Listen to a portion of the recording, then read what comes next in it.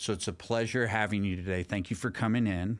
I would love for you to introduce yourself. You and I actually met kind of at the gym, and where I think a lot of people meet a lot of people these days, especially at the collective. Why don't you tell me your name and a little bit of background? Sure. Well, thank you so much for having me in. Super excited to be here. Blair Bravo. I am a sales professional, connector, lifelong learner, and I like to run on the side. Ah, okay, okay. You know, you've always stood out because I've seen you in more of a dynamic of a young hustler. You know what I mean? And I kind of, put people in those baskets, right? You know, you got Lucas and you got Shadi and you've got all these different young hustlers. And it's really cool for me to see, especially in the younger generation. You know, I'm stoked that mantra is still out there, that work ethics out there, that health and fitness is in your daily life, that I see at least. And that there seems to be hope for the younger generation. So I've been kind of a fan in the background, just watching, especially that younger group, One of the things that you just brought up is running, and I've always said, I'll take my old ass out there and run. I'm not going to do that, but, I'm a fan from afar, right? And I've made our youngest go out and do that. And I think he's done it a couple times, and he's like, there's just way too many people there at this point. At the Lady Bird Lake. Oh yeah. Yes. There's so many. It's like Frogger out there. But yeah, that was something. So running wasn't something that I automatically loved. It was something that I developed a love for.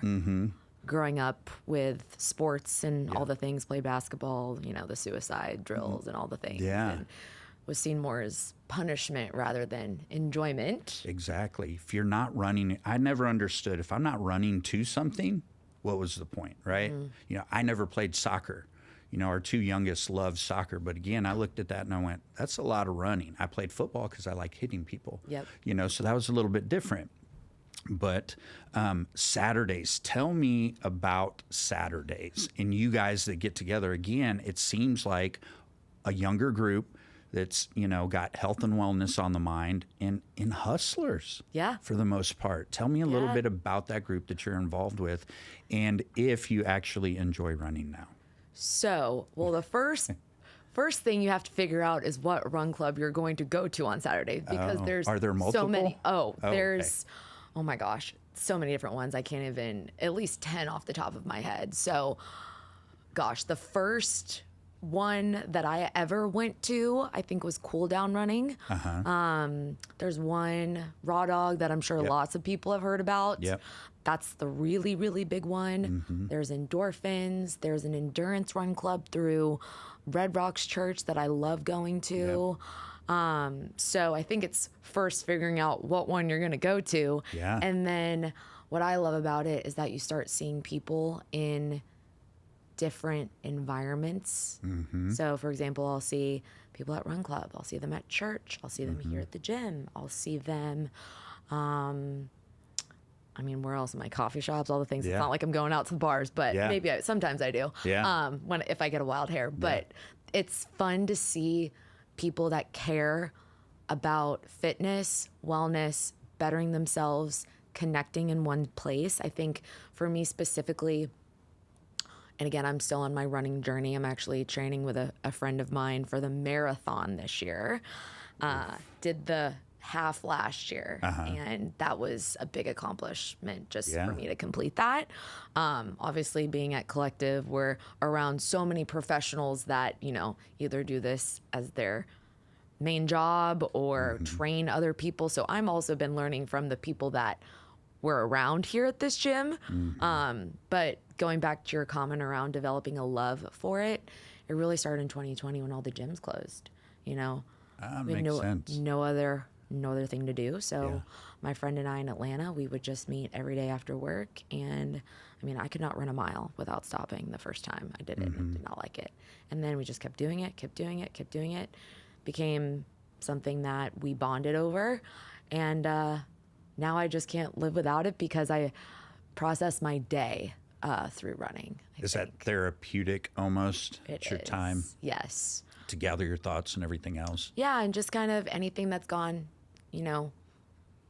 about my day. I'm in sales, obviously, and that can be through, you have ups and downs with that on a daily basis. So I think processing that, and then obviously the exercising piece, but I think it's the combination of both. And it's just a stress reliever for me. Yeah. Events like that also for people in sales are an opportunity to mingle with others, and to network and to build those relationships. Because at the end of the day, I think sales comes from relationships. I've always said I buy from people, not companies.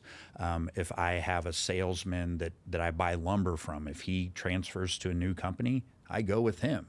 Same thing with a banker. If a banker's at a bank and he transfers, I go with him because, again, I buy from people and not companies. Is that something that you found that running has helped you with as well? Yeah, absolutely. I think that even infiltrates into, the main role that I have in sales. And then, personal branding is just so important. Again, people buy from people that they know, like, and trust. And I think, you do develop relationships with people through running. I've met so many people in Austin and so many of my best friends through running. And now, it's deeper than just a friend that you see at Run Club. It could be your next realtor. It could be your next mentor. It could be your next best friend. Could also be your next business partner. Yep. Well, in groups like that, you, to your point, you grow to trust them and build that bond and understand people in a situation that you're not selling, and you can kind of figure out those individuals before you jump into certain things, which is kind of nice. It's kind of funny. Again, I'm very excited to see a younger generation, very health-minded. When I was a kid, and I'm going to say a kid because, again, 50, I was not doing that. I was in the bar industry and we were partying and we were, it was a completely different lifestyle. And I don't even remember groups that did that back then. I really don't. I mean, we went to the gym, and it was about how big you could get and how strong you could get. And it was just, all macho stuff. But at the end of the day, I never knew of groups that did those things. And honestly, for me, I didn't really know groups did that up until 2 years ago when I moved to Austin. Really? I moved here from Atlanta. Again, there's a fitness scene in Atlanta. It's different than this. I didn't even know that this existed until I moved here. So I think just soaking up the city and everything that it has to offer here, obviously health and wellness is one of those things. Yeah. You then start to make it part of your daily routine because that's where your friends are going. Yep. And then you develop a love for it through that because it becomes a daily habit. And I think for me, it's just moving here has just changed everything for me, frankly. Yeah. Just redefined a whole new set of standards that I didn't even know existed. And a lot of that has started in the fitness space. And again, I don't know everything about fitness and I will never pretend to. And, a lot of that has been by coming to collective and just observing, like you mentioned, and you talk about the younger generation. It's so funny. I have some friends that are in their early 20s and they embody so much of what I didn't know that somebody that age could. I have a friend, Vanessa, she works out here and I am just amazed by the mindset that she has at such a young age. And I also think that is a byproduct of being in Austin, frankly, and being around the right people too, obviously as well. Because again, I think in any city you can find, the bar scene or, you can find anything. And you can find anything. Yep. But again, surrounding yourself around the right people, it's, I think, empowered the next generation to kind of just take. That's what I've noticed too, just the younger, I also say younger generation myself too. Turned 30 and a half actually. But I think something happened and I don't know what it is out of COVID 2020. I think something changed. Well, obviously something did, but we are now seeing the repercussions of that, I think. And specifically in that, college, early 20s, and even younger than that, the people they're starting to realize that we want deep connections. And that's obviously essential. I think we're all learning that too, but I'm seeing more of that. Where when I was that age, I was not thinking about anything like that. I was going out to the bars too, and I went to Ole Miss. We were at the football games, and we were, it was a full-time job. So I too share that same sentiment, and I'm glad that you see that with kind of who we're surrounding ourselves with at the gym. But I also have been seeing that in the younger folks too. Yeah, you become a product of your environment for sure. Yeah. And it definitely does help by putting yourself in those environments for sure. Let's unpack you moving to Austin. What brought you here and why? So for me, I was feeling a little bit of, I was frankly a little bored in Atlanta, and I knew that there was something else more out there. I wanted to get uncomfortable. I wanted to be dropped into a place and meet a bunch of new people that I didn't know, and kind of, in Atlanta, and I have so much love for that city and how it molded me into who I am today. But a lot of times, you are close with people by proximity rather than shared beliefs, or, are we friends out of convenience, or are we actually friends because we really care about each other? So I think there was a lot of, growing up in Atlanta. Metro Atlanta is very large, but it's also very small. Everybody competes with each other in sports. So everybody knows each other. Then everyone goes away to SEC schools. They all are either in the same fraternity, sorority, and then come back to Atlanta after. And it's a huge melting pot of everybody knowing everyone. So, and that's not a bad thing. That's a good thing. And had many wonderful times in Atlanta after that, but I was feeling like I was plateauing. And I wanted a new challenge. And for me, it was, I kind of narrowed it down to 4 places. I was like, okay, San Diego, Scottsdale, Austin, or Tampa. Quickly wrote off California. Exactly. I know, exactly. For a variety of reasons. Yeah. Didn't have a chance to go to Scottsdale, so crossed that off. And then, my parents had just recently retired to Florida, and I thought to myself, okay, I can retire in Florida. I can live in Florida at another point in my life. I could never live in Austin at another point in my life. So I came here once, and then the next time I was here, I was signing a lease for an apartment, and we just dove right in. Wow. Yeah. And so with that, how was that decision? It was something that I could not stop thinking about for probably about a year before I moved here. I actually have this white and black photo of a longhorn that was in my living room, and it would always show up on my work calls, and people would always comment on it. So it was my daily reminder that I was going to get to Austin. Yeah. Still have it, by the way. But the decision, it was an easy yet hard, I think, the steps to get here, obviously, selling a condo and change and being open to it. And I knew that I knew it was going to be difficult, but I didn't think it was going to be as difficult as it was, because frankly, it was difficult. The first, 6 to 9 months were very difficult for me, just because the familiarity that I had with Atlanta for living there since 7th grade, you take things for granted. But also on the flip side, I was in a job where I was traveling a lot. I was in a relationship where that was long distance. So there was a lot of things that didn't allow me to feel rooted here. And once those things changed, I, was then able to have more consistency here, soak everything in, have deeper relationships with, community here and church and all the things.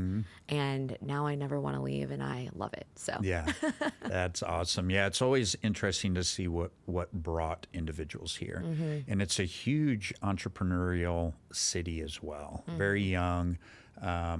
A lot of good ideas come out of here. I've been here since I was 12, so I've seen it kind of transform. Yeah. And we went through that tech space, and with Dell and all that fun stuff. And then,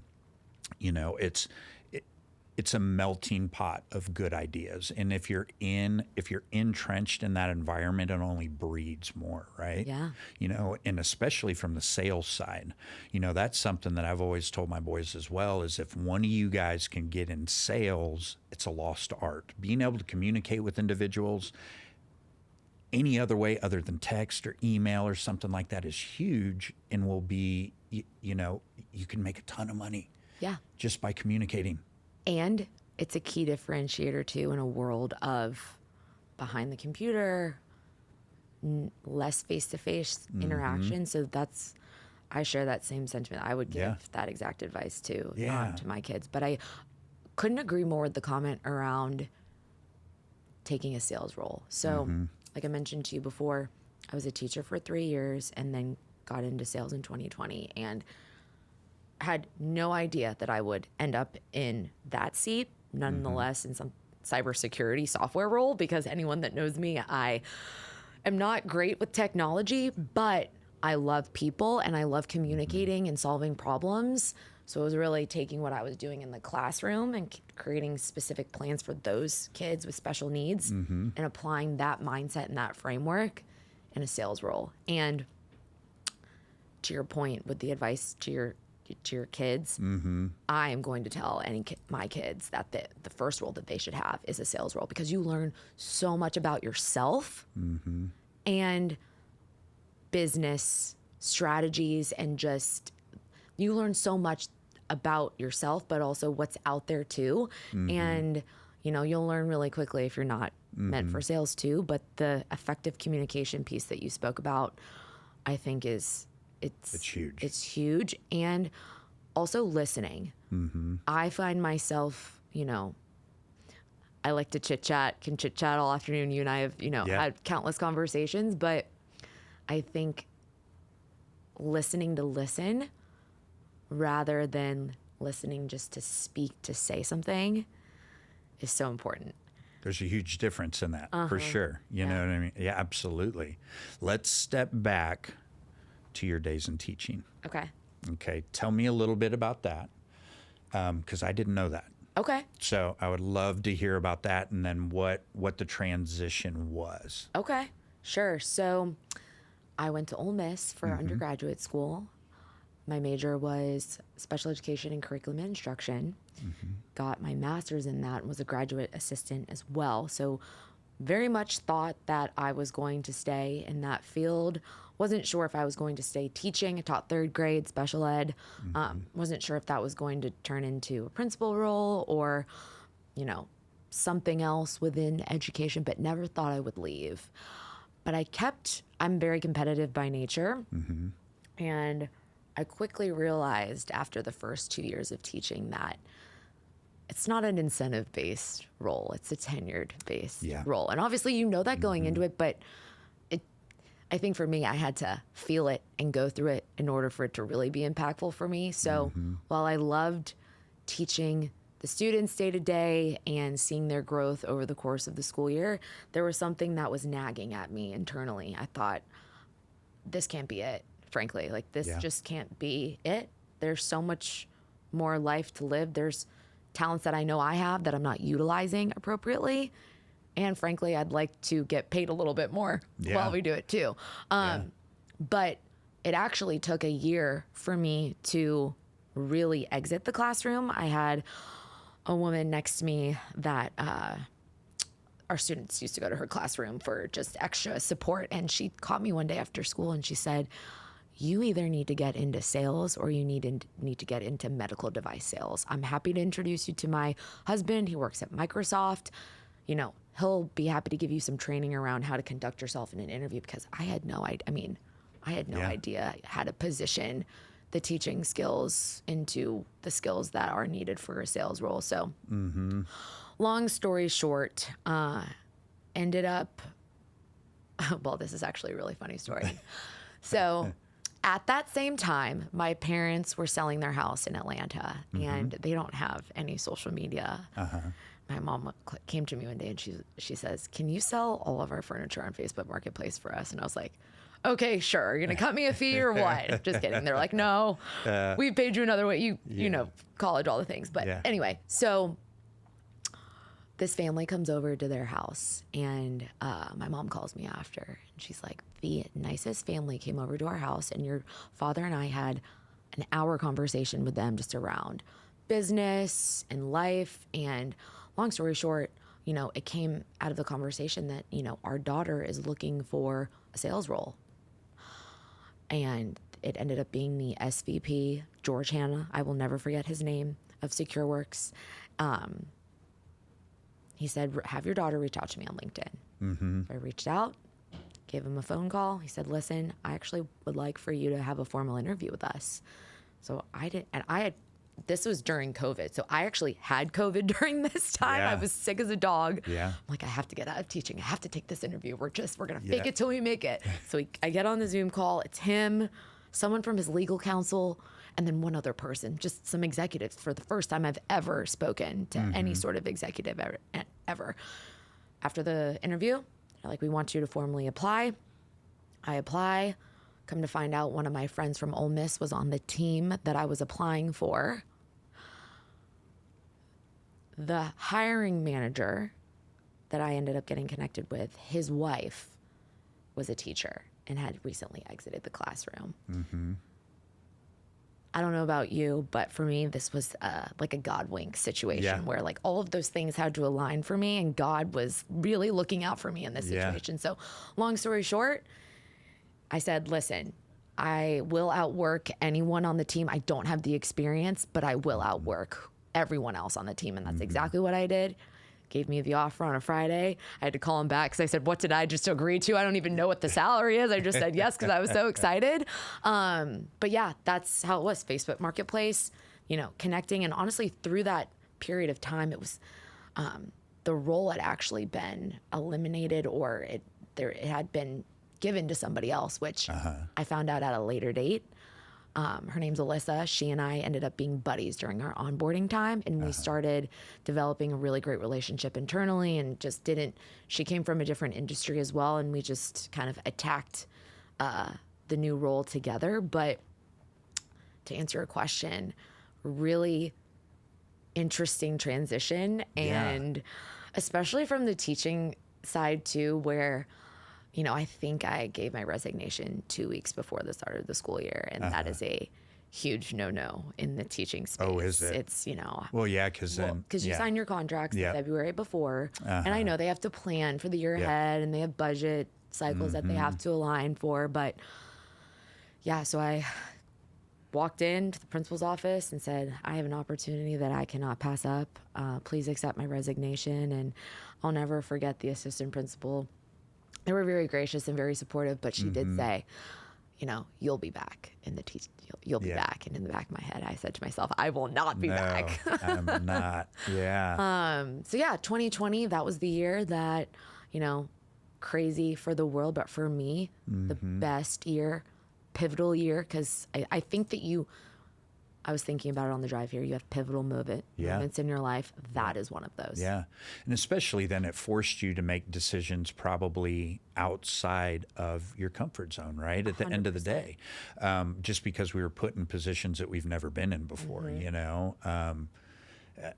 And we can get political all day long, but there were certain things that were just taken away, and you had to figure out how to adapt, you know, and how am I going to let or not allow this to happen again? And how can I structure myself in an environment and a work environment so that this doesn't happen again? And, you know, we're still feeling the effects on that today, but I also think that it's gotten rid of a lot of individuals that were in positions that they shouldn't have been, and it's helped the greatest rise to the top as well.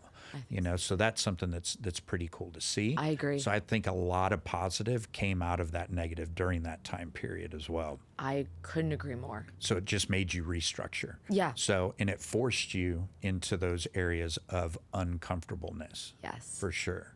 And what I've learned from that specifically, the uncomfortability on the other side of that is success and feeling accomplished. I wasn't feeling accomplished in that role. So getting uncomfortable, and that's where growth happens. And that was something that I did not have a lot of experience in prior to exiting the classroom. So Yeah. very thankful for it. And we're still on that road now, obviously. We're always running towards that. Yeah. And that's one thing that they don't teach you in school is, you know, how to, you know, be a salesperson. Sales is, you know, that's an entrepreneurial type role because you've got to be self-motivated and things like that. And it's not just a 9 to 5 where you're, you know, tenure based or you're just punching a clock, to where you really don't care about what you're doing. You're just filling your time. And I'm not saying that, you know, I taught at Austin Community College for several years, construction courses and stuff like that. And I never thought ever in a million years that I would like doing it, but I actually did, because there's certain things that you have a knowledge of that you take for granted, right? And at the end of the day, if you get to share those things, that's pretty cool. But I never thought I was not good in school. I did like a year and a half of college, and most of that I tested out of at a later date. I'm not a school person at all, you know. However, you know, it's perfect for those that need it. I lean into trades. I even tried to get my boys to get into trades because that's a dying breed. Yeah. They didn't want to do that either, you know. And I'm like, look, if you're an electrician in 7 years, you can have your own shop, your own business. They're like, yeah, that's work, you know. And so, but they're coming around now, you know. I think now they're starting to see a little bit more into their future. So, but the educational space doesn't teach that. They want you in those 9 to 5 jobs, you know, paying taxes and being a slave essentially to the government and, you know, all their mandates and everything else. So if schools did teach, you know, how to own a business, how to do this, that, and the other, we'd be in a completely different world.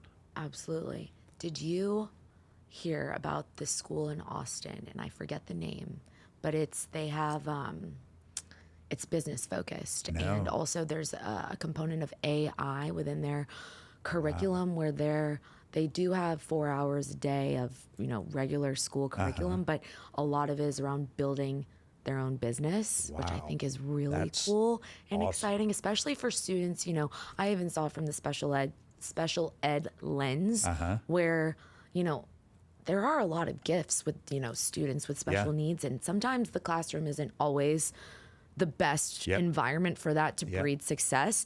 And having an environment like that, and I'll have to look up the name, I'll have to tell you after. It's so interesting because students that were not loving school are now loving it because they are building something that's their own. And I mean, can you imagine being 14 years old and starting a business at school online and getting paid for it? I mean, that's phenomenal. Wonderful. So I think to the point around, I think traditional education, and again, I have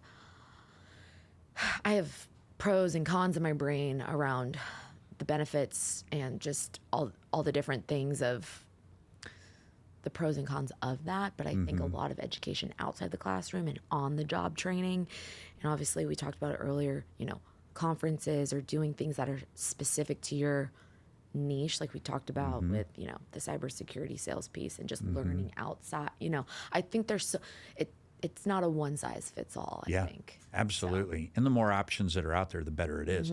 Even when we were in school, we had trades and, you know, mechanic classes, construction courses and stuff like that in high school. And a lot of those have just been dropped. So I think the more options that are out there, the more that will be taken for sure, you know. I want to touch on faith. Sure. You know, you've mentioned that a couple times, and that's something else that is running rampant, I'm going to say, even in a younger generation as well, which is awesome to see, because it seemed like there was kind of a gap, you know, where it wasn't talked about as much or things like that. But now it seems to be, especially in the younger generations, that it's definitely a lot more open. Yeah. And I love that. And you want to know what's so funny?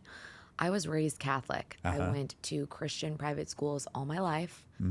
I have never felt closer to God than I have right now in Austin. And again, from the outside looking in, you wouldn't think that. You know, you hear all sorts of things about Austin from, you know, the news, or if you're not living here, whatever.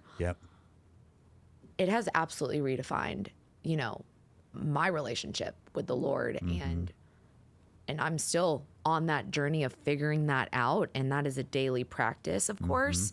But yeah, the faith piece, I mean, I could go in so many different directions, but I think getting plugged in, I go to Red Rocks, and getting plugged into a community of people that want a relationship with the Lord, but more importantly, the situational, I don't want to say awareness, but using what's going on around us and speaking to that through the Bible and making it more applicable to what we're going through right now.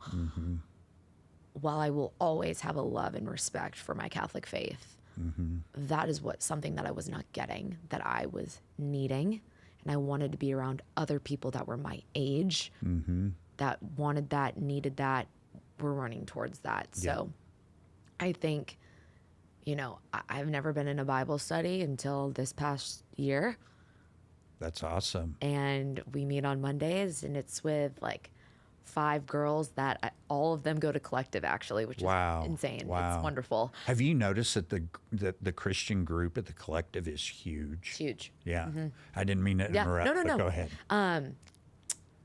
And they all go to Collective, and we meet on Mondays, and I have never felt closer to God than I have right now. And again, we're going to continue to keep building upon that, because I have a long way to go.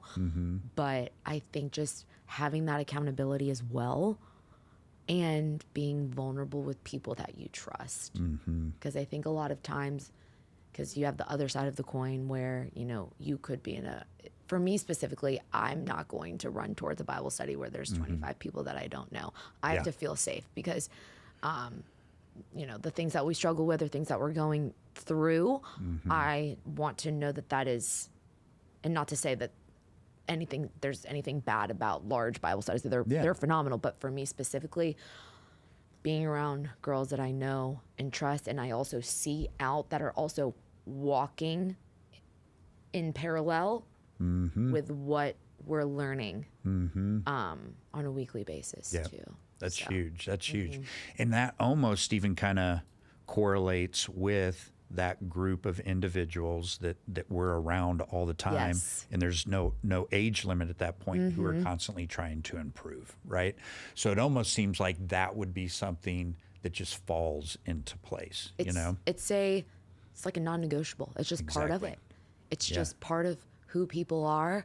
And now it's just part of who I am, and I love that. But I have so much gratitude for the environment like Collective that has allowed me to meet individuals like that, but more importantly, get to a deeper level with them. We've, you see somebody out in the gym working their tail off, and we can also, get deep.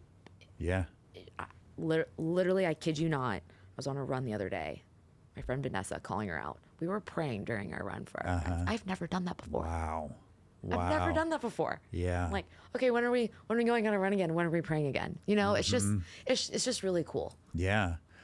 Putting you in situations that you wouldn't have ever dreamed about. Never. And that's something that you picked up from moving to Austin as well. And I think the more that you see those things, the more normalcy that's placed on it. Because like we've had this discussion, Italians. Yes. I grew up in the Roman Catholic Church as well. And as I got older, I looked at the Roman Catholic Church and was like, there's a lot that I just don't agree with at the end of the day.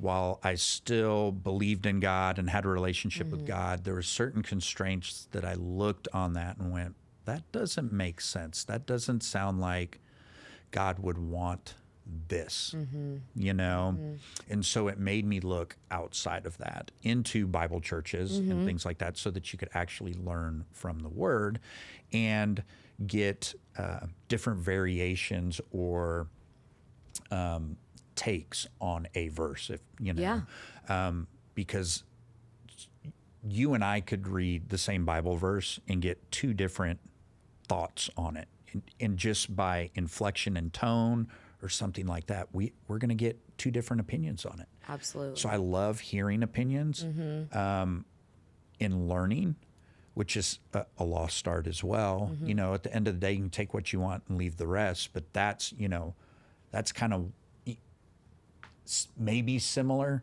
into you that, I needed more. Yeah. I needed more because I felt like I was in a box. And if you didn't fit in this box, and if you didn't do all of these things, and if you didn't say all your, all your Hail Marys and stuff like that, that you weren't a good person. Yeah. And I think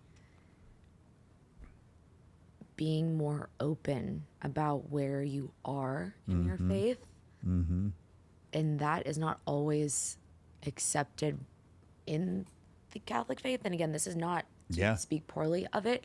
I just needed something more. I wanted to be more vulnerable. I wanted to frankly cry a little bit, to really kind of strip it down. Yep. And I felt like in order to do that, I needed to be around a community of people that were loving, encouraging me to do so, and validating the fact that it's okay. Like, we're going to meet you where you're at right now. God doesn't care. He just cares that you want to pursue him and have a relationship with him, and that's it. Yep. So. Yep. No, that's incredible. Yeah. So it was kind of funny. I actually thought a bit about you this past weekend because my middle son and I were going to London. We didn't make it. So we got stuck in Chicago. Several flights canceled, all sorts of stuff. We ended up just flying back. But when we were in Chicago, we decided that we were going to go eat beef dip sandwiches. Oh, okay. And so if we were going to go anywhere, we were going to go to Little Italy. So Chicago's got a Little Italy spot. You should. And we ended up finding out. So I got down there, and then the first thing right after that is I had to find an Italian bakery because I love Italian bakeries. And, whenever we're in New York, that's like the first thing I do. My oldest son's up there, and he knows that whenever he comes home, he's got to bring cookies and stuff like that with him. Are you a cannoli family? Kinda. It depends. Okay. It depends on the filling, Okay. But I love the bakery and pastries because they're not as sweet. Yeah. But in that, even though the carbs and everything else, and I've got a gluten issue, I don't care. It's just worth it. But once a year, they do this massive Italian festival. And we just happened to be there on the weekend that this festival happened. So it was several blocks, all sorts of food. They had music all around. All the restaurants were open. There was seating in the streets and everything. And it was just awesome, all just Italian everything. We stayed there for hours, and we ended up having a flight later that afternoon. But I just thought it was pretty funny being stuck there. Ended up being phenomenal. Yeah. Oh, I look forward. So from Boston, all the families in Boston or Maine, and look forward to Little Italy every time I'm there. I have this past time or last trip I was not able to go, but that is the one thing, we don't have neighborhoods like that in Austin. No. But we need it. I know, we do. Maybe that should be your next Yes, I know, right? It's funny. I got a shirt that says, Make America Italian again. Yes. I got my Italian horn on. I think I mentioned that to you before. Yeah, that was my grandmother's. Yeah. I've got my dad's. I need to get a chain for it. So, yeah. The Italians and their jewelry and their crosses. I know. And then it's funny when you get entrenched in that environment, you're like, I need to be in this every single day. Yeah. These are my food. people. Exactly. Yeah. I start looking up, okay, how much are houses out here? And can we have a place we come to, can we have a little, just because of that, So ask me. Ask me. A couple things. Okay. So obviously we've talked about faith. We talked about family. You've brought up your sons. I have got to know. How is parenting teenagers right now in the state of the world that we're in? And I know that's a really overarching question, but what's that been like? And what are the conversations like with your wife? Because it's like, there's so much going on. I know there is. We were really blessed. We really had great kids. We're both from we got married a little over 10 years ago. We knew each other in our early 20s, both got married, both had kids with our spouses at that time, got divorced and came back together ultimately. And we didn't date at a younger age, but just reconnected, I guess would be the word. And, you know, she had 2 boys, both very studious, very just good boys. Mine's probably one of the ones that's going to push his boundaries. He's a little more like me. He's got my blood in him, but still a really good kid. You know, they never got into drugs and alcohol and things like that, and just at their heart, good people. So there wasn't a ton that we had to mess with in comparison to a lot of friends of mine. Yeah. Now, with that said, the world of technology was frustrating as all get out. Now, and that's part of, you know, we saw technology. We came from black and white TVs all the way to cell phones, right? But they've always had cell phones. And to have that media in their hand all the time was frustrating, but at the same time was also kind of like a babysitter. And it was knowing when to say when on some of that stuff. You know, growing up, I'm an ultra conservative dude, you know, and I've got things on both sides. Again, I've got tattoos, I've got, you know, so there's certain things that I love on both sides, but I'm a gun toter. Yeah. I love my Constitution, things like that. And those things mean everything. And those boys are like that too. You know, my middle son, he'll say he's libertarian all day long, which is great. So he sees it on both sides as well. The other 2 boys, very much so, very conservative. And my oldest being in New York, you know, I get calls from him every day. When he was up there, he was like, well, I don't know if I'm going to be able to stay up here. And remarkably, though, he said that because he's in the Bronx now even, and so he's in a different environment, he said it's super conservative. And now granted, there's still a lot of liberalism out there. And he said, but shockingly, he sees more supporters of conservative values than anything right now, which is wild. I would not have thought that. And then, of course, our youngest one, Chase, is very much conservative. And those are topics even in high school. You know, he would get in debates in middle school with kids, you know, and he's just always had, you know, that thought process of there's nothing wrong with following a constitution, having your rights, you know. So that has been extremely good. I was terrified when they went to college just because, right? I'm like, oh, what am I going to pull out of this? What's going on here? But similarly, they run with those groups as well.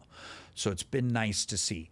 We haven't really had a huge problem. That's good. The only thing what was wild that blew my mind is when my oldest when he was old enough to drive, he didn't want to drive.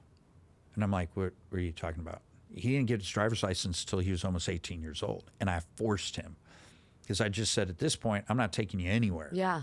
You know, and that was, you know, a point of freedom in life for a kid, right? The other 2 were like, you know, as soon as they turned 15, they were in line to get their learner's permit. But he didn't want anything to do with, you know, with driving. That's interesting. But again, he was a little bit more the rebel. You know, now he looks like John Lennon. Long hair, glasses. He's got tattoos, a beard. I mean, he's kind of got that grunge look. He's a musician, plays guitar and everything else.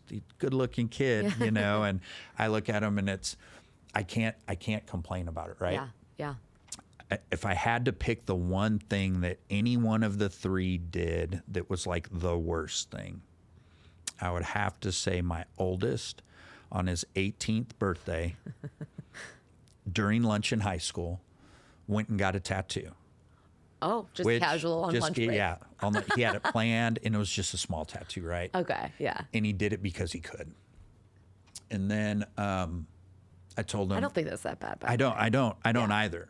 But just didn't say anything or anything else. So did you figure it out at a later date? No. He came and told me that day.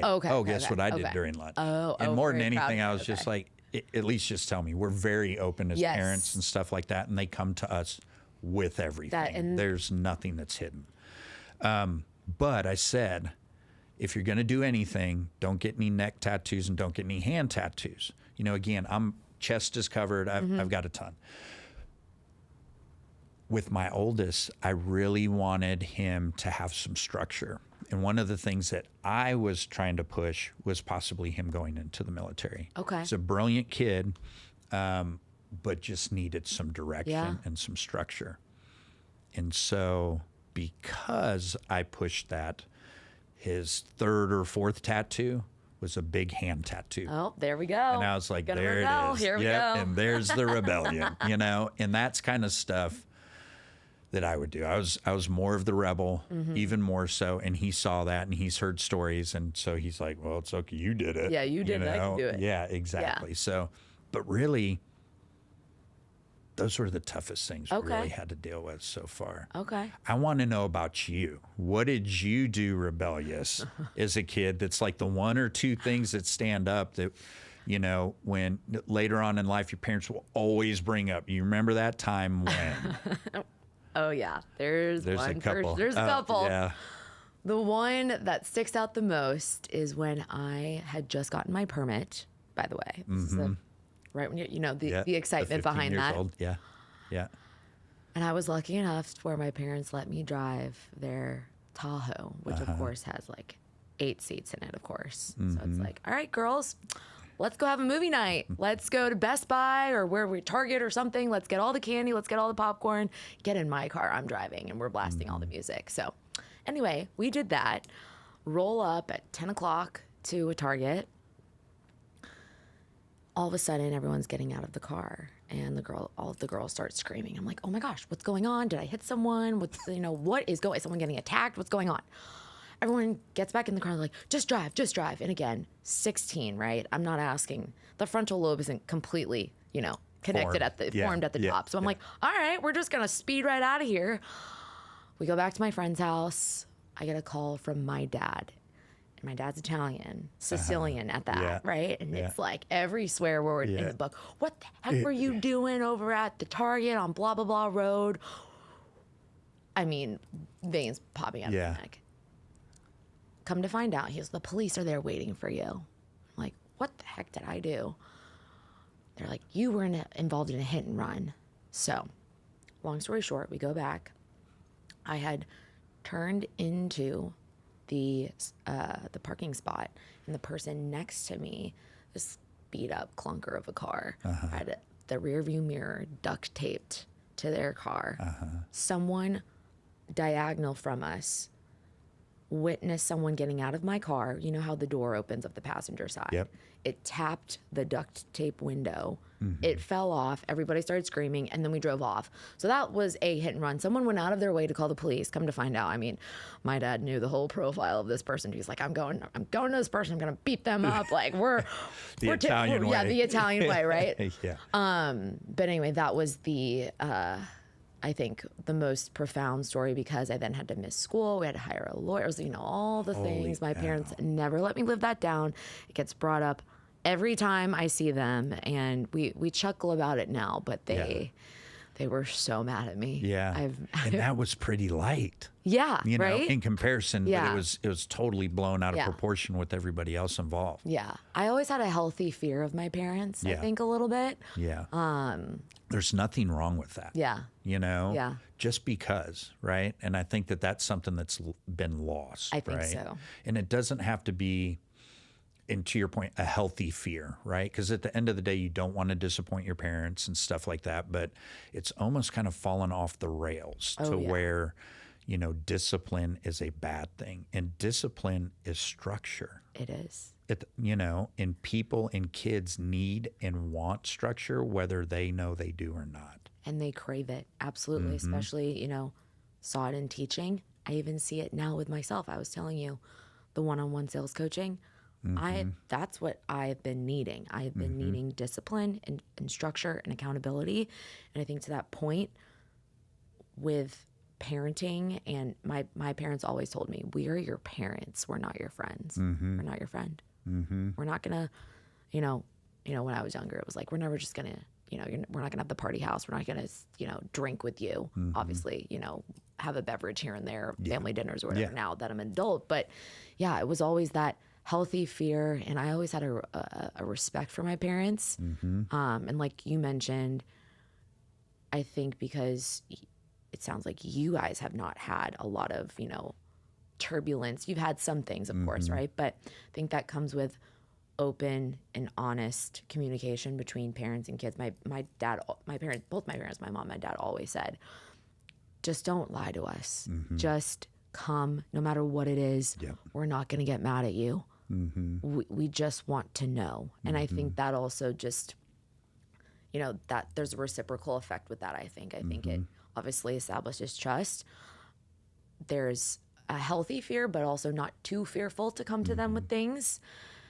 And then through that, I think just in my experience, haven't had anything too crazy happen as a result, which I, would like to do whenever I have a family as well. Like I'll share those same sort of methodologies, I guess. Yeah, because it's never the problem, it's always the solution, right? Things are going to happen. How are you going to handle it, and what are you going to do to get past it, learn from it, and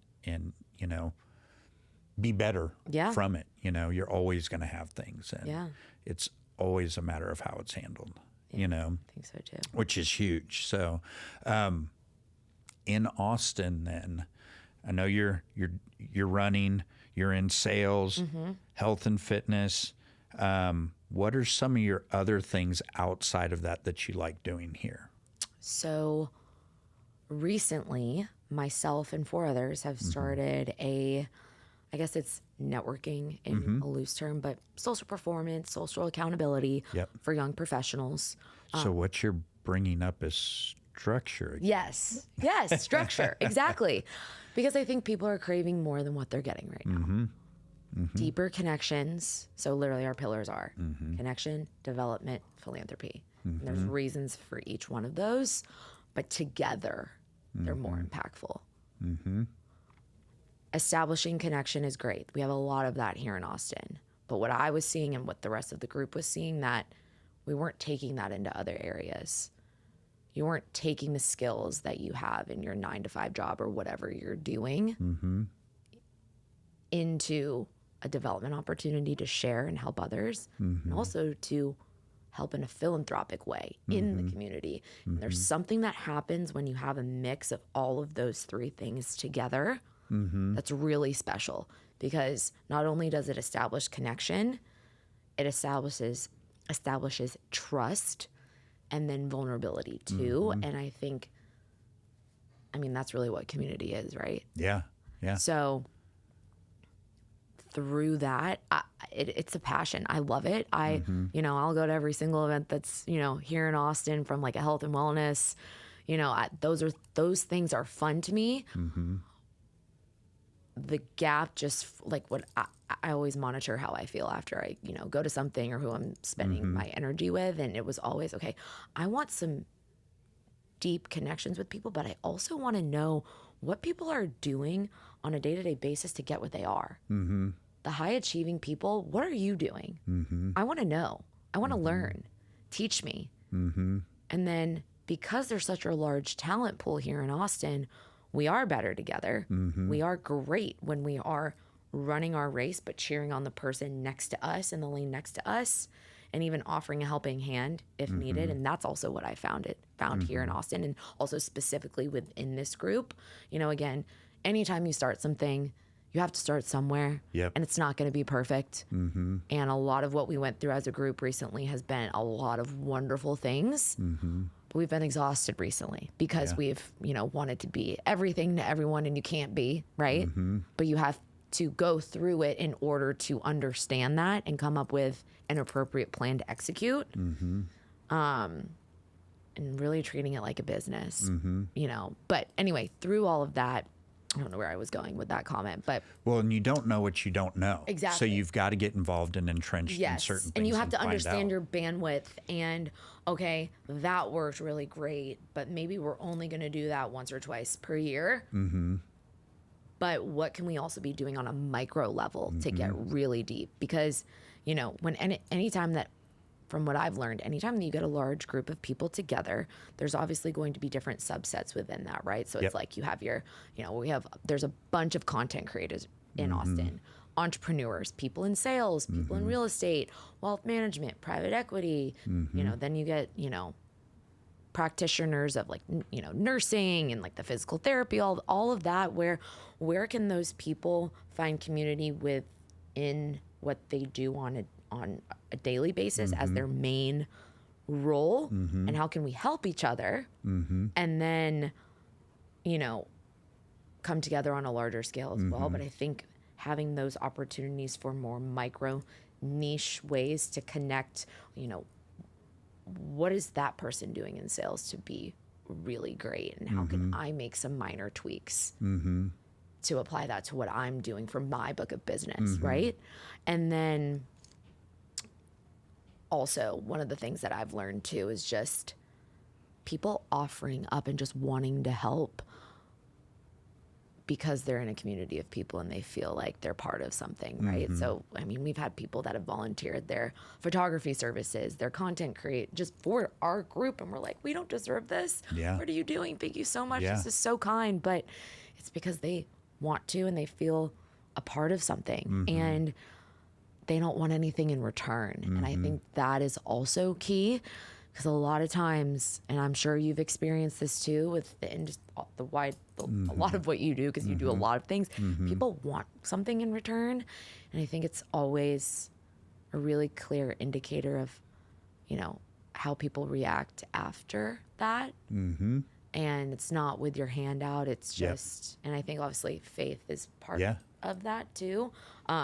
Just for me personally, I'm not saying that the group is, but, just doing it to be a good person. A word that you keep using is do. So there's people in this city that are doers, right? And a lot of people talk about their hopes and their dreams and they don't do it. And that's what I see in you, is you're a doer, and that comes with sales. You know what I mean? And someone who's self-motivated, someone who wants to progress from point A to point B. And that is something that I have seen that's infectious in this city, is actual doers.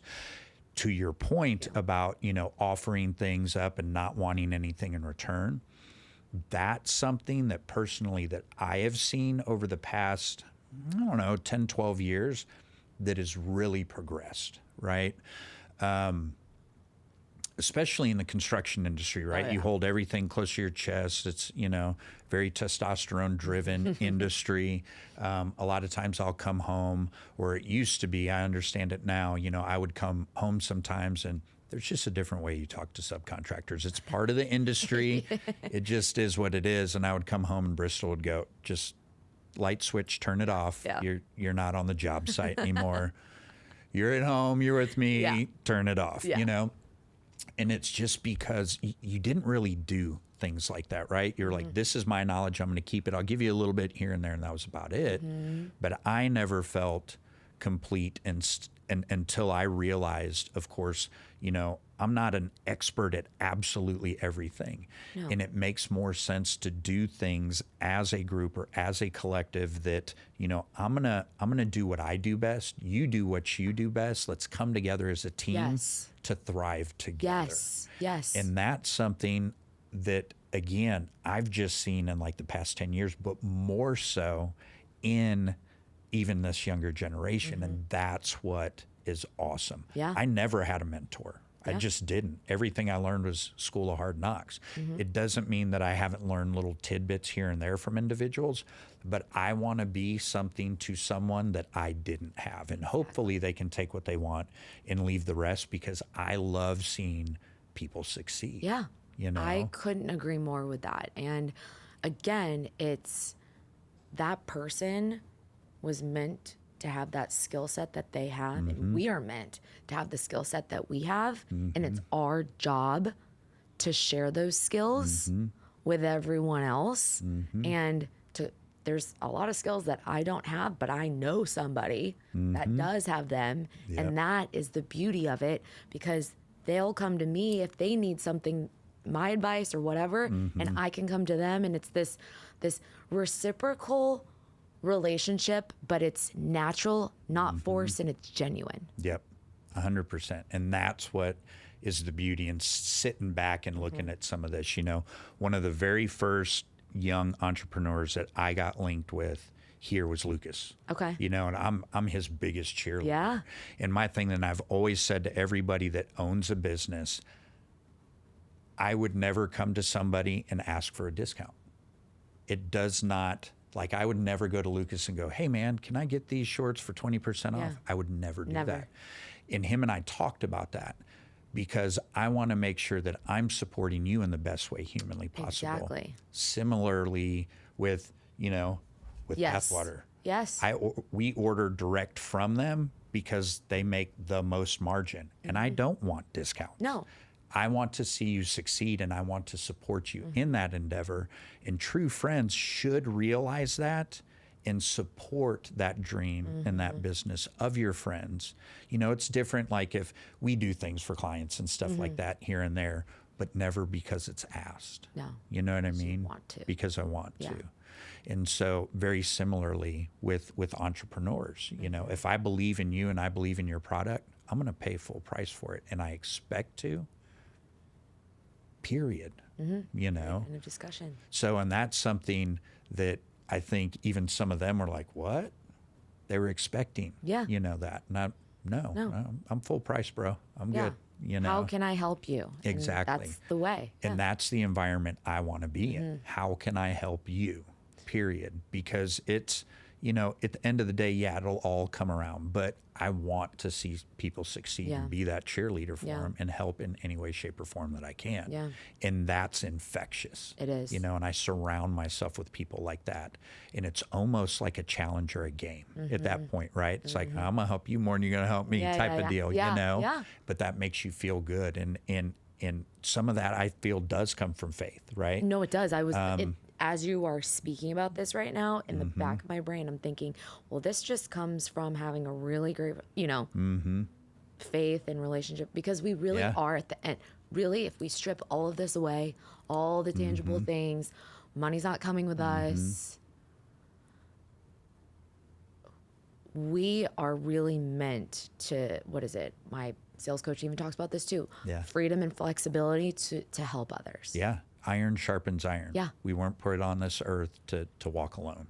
No. You know, period. We were meant to be in community with others and to be, and I think we're seeing more of that. And I think that's why I love living in Austin so much, is because, you know, you have that with, you know, the gym, the faith, and just the community of like-minded individuals, and all of those things together just makes it super special. But I agree with you. Something that I've started doing at least once a week, I will take time, and I have to make a mental note and even sometimes put it in my calendar, is to reach out to individuals like at the beginning of the day, just to go, good morning, hope you're kicking ass today. Let me know if you need anything, something like that. And sometimes getting it, because I've received those, and it's like, wow. You know, it's just something, it's a little tidbit that you can put in your pocket and something to help cheer you up.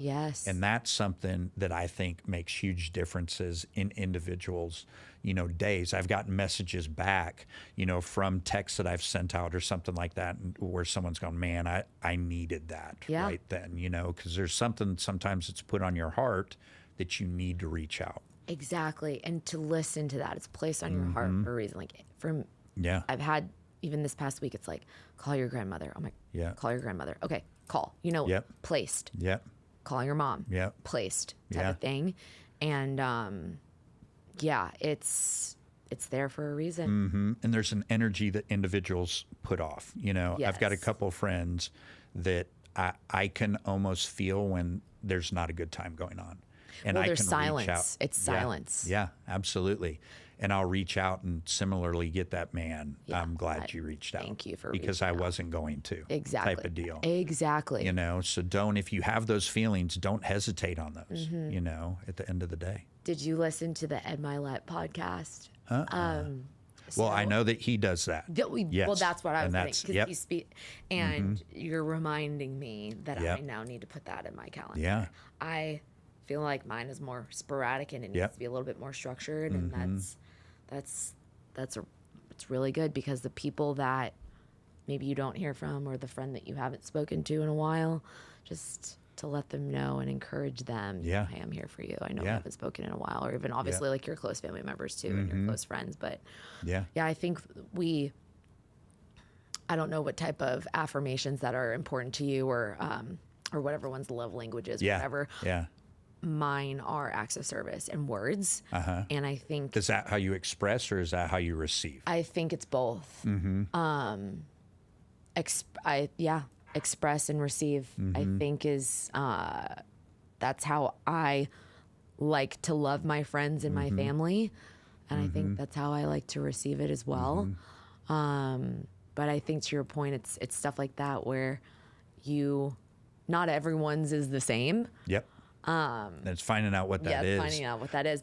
But having that also with your, even, it's so funny, love language, but why don't we do that with our friends? Yeah. Like, what is your love language? Yeah. What is our friendship love language? Yeah. How can I show up in the best way as your friend? Does that mean actions, words of encouragement? Having those conversations too with your friends.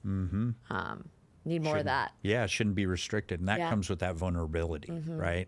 Which is, again, where we're getting more and more focused on. We're more and more focused on individual health, spiritually, physically, with food, and how we can enrich each other's day and in life in general. And that's what's super cool. I just wish there was more of that when I was a little bit younger, so that it was truly mainstream, which seems to be mainstream with the younger generation now. For sure. And even with my parents, I'll say things like, you got to read your labels. And they're like, what do you mean read the labels? Yeah. Stuff like that. So now I feel called to educate. Yeah. In no world where I thought I would be saying, Mom, download Instagram so you can get some, get some education on, reading the labels and what's actually in all of these products and all the things, which we could probably go down a huge rabbit hole. It's a conversation for another time. Yeah. But yeah, the wealth of knowledge that's out there, and